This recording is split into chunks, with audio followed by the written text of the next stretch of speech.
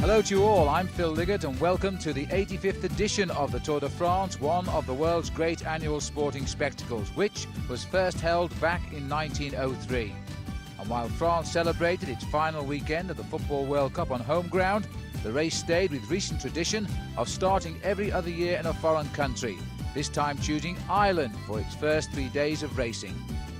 Overall, the race covers almost 4,000 kilometres during its 3 weeks on the road. Moving from Ireland to France after arriving at Cork, it then travels south to Pau, where the mountains begin with the Pyrenees.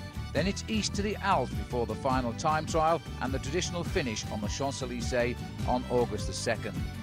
Hot favourite after his convincing win in 1997 was the German Jan Ullrich, but he arrived in Dublin, Ireland amid speculation that he was unfit and overweight after a winter of celebration. In fact, quite the opposite. He looked ready and fit for battle. Also in for his checkup was our prologue favourite Chris Boorman, and Gary Imlach was waiting for him. The nearest thing the Irish have to a home rider in this year's Tour looked at home heading into his medical and probably felt it, having spent a fair part of his season so far searching for the source of his nagging health problems. The Tour doctors seemed as anxious as anyone to coax a good performance out of him. Good. Keep going. Good. But despite the encouragement and what looked strangely like an attempt to give him a jump start, last year's prologue winner was guarded about his prospects for this year. I would say I'm likely to be in the top 5. I might win. I think that's the way I'd put it. Sorry, folks. Hope you haven't put a bet on there, but that's the way it is at the moment, and I'll just give it my best shot. I've been extremely stuffy before, and it might just work out this year. If not you, who? If not me, potentially Christophe Moreau from Festina if he's riding. I'm not sure whether he's down. Alano, obviously, but more likely to be Zulla. I think the main chance will come from Zulla. He's very, very good at this type of event. And what about the course? Does it suit you? I'll tell you in a few minutes. I'm just off to see it. What he could see of it, given Dublin's rush hour traffic. The good news for Chris, though, is that at least the number 49 isn't running today. Well, Gary, I can assure you that the roads are closed now for everybody in this race. The best time has been done by Christophe Moreau of the Festina team, 6 minutes 17 seconds. But let's go to the action and the arrival of Alex Zulla here, because he was pushing Moreau the same time at the halfway, and Zulla's lost a little bit of time, Paul, on the run-in. 6:19.56. He'll be disappointed. Well, Christophe Moreau certainly won't be, Paul. He's still number 1. This is Abraham Olano now, a man who's come to the Tour this year with just a win in this race in mind. Certainly has his preparation exactly the same as Miguel Indurain's was over the last few years of his career. He's based everything on this one race, and he's based everything on the preparation of the Banesto team, and he's off to a very quick start in a huge gear. 5.6 kilometres around the streets of Dublin, and it's nearly all over now for Bobby Julich. His time checks have been good, and Julich now wants to put an impression on this Tour. Second time round for him. It's a long way to the finish from here, Phil, but he's going to push Christophe Moreau very close on the line. So coming up O'Connell Street now for Bobby Julich. It could be the first big surprise. A 6:17.29. It's the best time. It's only fractions of a second better, though, than Christophe Moreau. Now back to Abraham Olano, out on the course, and the time checks are good. Well, Olano's riding a very good prologue. He is a good prologue time trialist, but the man everybody expects to do well is Britain's Chris Boorman, who's in the starting gate right now. So Chris Boorman, the 4th rider from the end to start today. The pressure on him. He comes from just across the Irish Sea near Liverpool. So he's the nearest they'll get to a local rider in the Tour de France this year. The pressure is clearly on him. A couple of days ago, I went to interview Boorman on the track in Manchester, Phil, and all he was doing was starts and 1 kilometre, 2 kilometres, 3 kilometres to get his speed up for this opening prologue time trial. For him, it's his major goal of this season.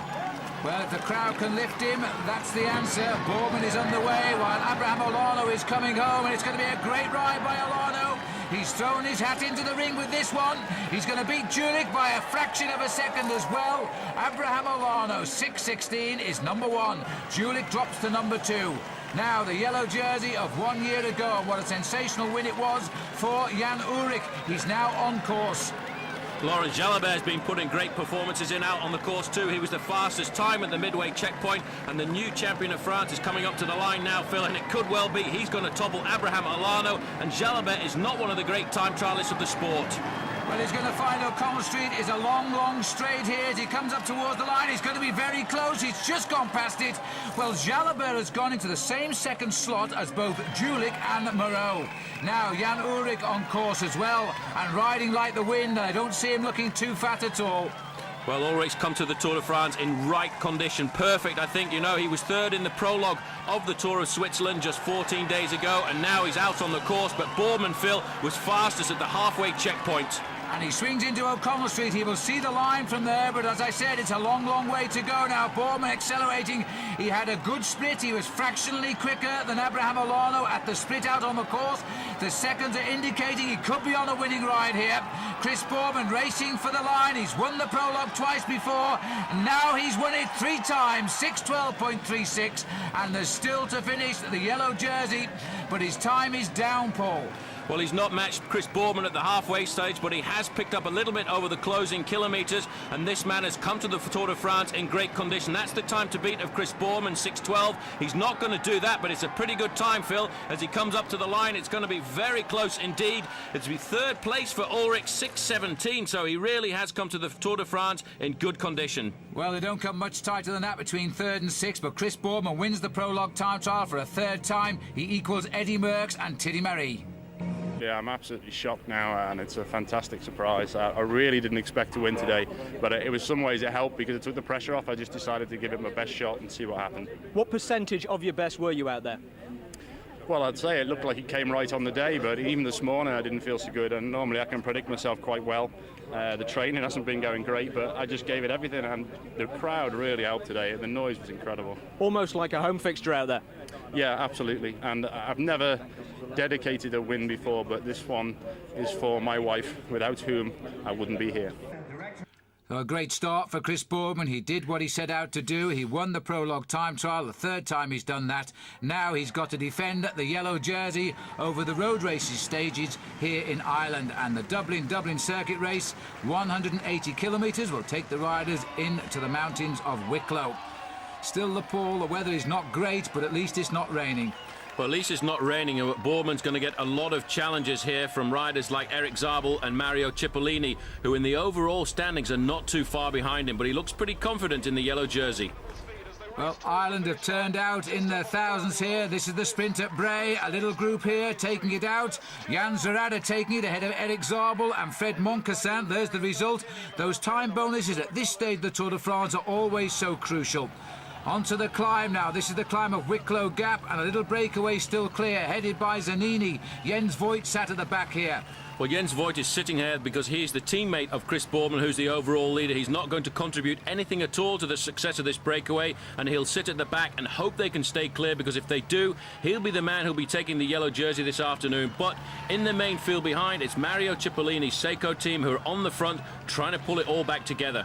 Well, pull it back they are. This breakaway at one stage was over 3 minutes up. It's now down to inside 2 minutes. In fact, it's now down to 1:25, and the tempo being set, you see, right down the slopes here of the mountain. It's an area which Stephen Roach spent many a mile training, because he doesn't live too far away from here. Mirko Crepaldi from Polti on the front there, and you can see the speed of the main field behind Phil. They want to pull it all back together because the sprinters want to have their day. Men like Zabel, Tom Steels and Cipollini feel that these opening days of the Tour are the most important for them. Richard Virenque and his Festina team riding under something of a shadow at the moment with the arrest of their masseur, Willy Voigt, and they've found dope in his car over in Belgium. We're into the park, and there's the crash. It's just happened as they've come into the park. And down there, Paul, is Mario Cipollini. Looks like the fall was caused by a teammate. Well, that was Mori who went down in front of Cipollini. I couldn't see any reason at all for that crash. As they come to the line, though, they're all together, and Cipollini's a long way behind. And Steels is on the front, and Tom Steels has got his stage win. Tom Steels, who was disqualified last year when he slung his bottle at Fred Moncassin, has come back the very first road race stage. He's taken it out in the sprint. So Steels, the champion of Belgium, a title he defended successfully just a few days ago, and this is how he did it. The new champion of Germany, Eric Zabel, looked to be getting his first stage win of the Tour, but he'd gone far too early, and Steels had timed it to perfection. The Australian Rabobank rider, Robbie McEwen, coming a little bit late, but going clear for 3rd place, and the rest were distanced by 3 of the fastest finishers in the world.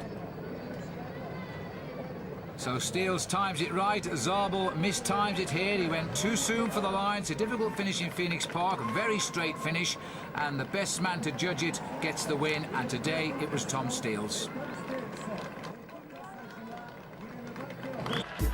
Overall, the sprinters had moved closer because of small time bonuses throughout the day, but Chris Boardman kept the yellow jersey, just. And this is the starting town of Enniscorthy with a huge crowd lining the route. In fact, a guard of honour provided by more than 2,000 of the Wexford pikemen. There's no doubt the Tour de France has been a great success here in Ireland. Is that right? Yeah! Everybody is happy. This is the biggest crowd so far, and the crowds have been big, Paul. But now they're heading down the southeast corner of Ireland. This really is the hotbed of cycle racing in the region. It certainly is. Mario Cipollini stinging after that crash yesterday. 179th, 3 minutes 53 seconds behind. But for him, he gets the chance today to go through Sean Kelly's hometown. So next on the list is Carrick-on-Shore, the hometown of Sean Kelly. It is a beautiful little hamlet, and believe me, they've been looking forward to today. The town of Carrick is ready. You know, Phil, in the absence of a giant meteorite, and certainly there was none mentioned on this morning's short-range forecast, the Tour is the biggest thing ever likely to hit Carrick-on-Shore. For a while, though, it looked like being a near miss. Originally, the organisers had the race route bypassing the centre of town because the West Gate was deemed too narrow for the peloton. Eventually, an ancient stone which had survived the visit of Cromwell gave way to the French, and the race was free to pass through Sean Kelly Square, and incidentally, the pub belonging to the local councillor who'd led all the lobbying. Now, the campaign had nothing to do with the fact that it meant the race was coming past your bar. Possibly a little bit, but very interesting. It's a dream come true for Carrick and myself in particular. I've been going to the Tour de France since 1980, following Sean since he turned professional. And to think that it passing by our own front door is just unreal. 5,583 is the population of Carrick, and 5,582 of them were in place from early this morning, waiting for the one responsible for bringing them the race. Guide is underway. God moves in luxurious ways these days, and the first sign that the long wait might be over was the Kelly helicopter coming in low over the houses. Then came news that he'd been spotted on the ground. He's just gone through the traffic light, down by the parking, and he'll be up here on the street to Carrick-on-Shore in just a matter of minutes.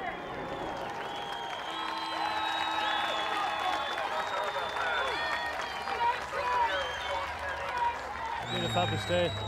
Since we've left Enniscorthy, it's just unbelievable. The people have turned out in here in Carrick-on-Shore. You know, they've come out in such vast numbers, it's just unbelievable. A day never to forget. It wouldn't be coming through here only for Sean Kelly's and for Sean Kelly's history with the Tour de France. And Sean Kelly take all the credit for that, leave out government, anything at all. It would not be coming through Carrick-on-Shore. And from 7 to 77 they've turned out.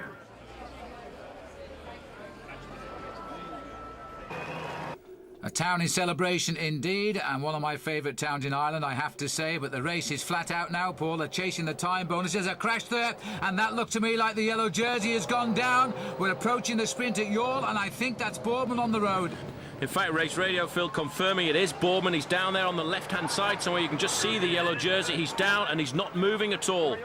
Well, this is very, very sad indeed. What an exit from Ireland this is turning out to be. Chris Boardman looks now as though he's out of the Tour here. He had a very, very nasty fall indeed. I think he may well have hit that wall. Certainly he's stunned. Let's have a look if we can see what happened. It's about 10 or 12 men down here. You suddenly see Boardman come out of the line. That looks to me like a rider who's touched a back wheel. And this is another man who's so unlucky, Johan Bruneel. Bruneel is always getting involved in crashes, but Boardman is still on the ground. The race doctor, Gerard Porte, is there trying to see what the problem is, but Boardman is not moving. Well, this is the sprint just down the road at Youghal, and if Zabel gets this, and it looks like he's going to, he's being attacked by Guidi, but Zabel gets the sprint. He is in any case now the new maillot jaune of the Tour de France, and he's done it at a time when Chris Boardman is being taken out of the race by ambulance. Still chaos here, and Boardman still lying on the ground. The doctor in there, he's actually trying to put something around Boardman's neck, so there may well be a slight injury to the neck there, but Boardman, for him, Phil, a difficult day at the Tour de France is over. Well, it certainly is unlucky 13 for Chris, because it is he is the 13th rider to leave the Tour de France wearing a maillot jaune. So he'll be in Cork Hospital tonight, and let's hope he is okay. This is again another crash here. We've gone further down the road now. We're just outside of the finish at Cork. Another touch of wheels, and some of the big stars are down here. There's Neil Stevens, a stage winner last year, but they're all up and riding. No reports of injury. We're on the approach to the finish. A very tricky finish too now. They're all trying to set it up. The riders at the front now are from Gann. They're trying to set it up for Moncassin. This is Magnus Backstedt. Well, Backstedt leading out. He hopes Fred Moncassin, who's got a good wheel here.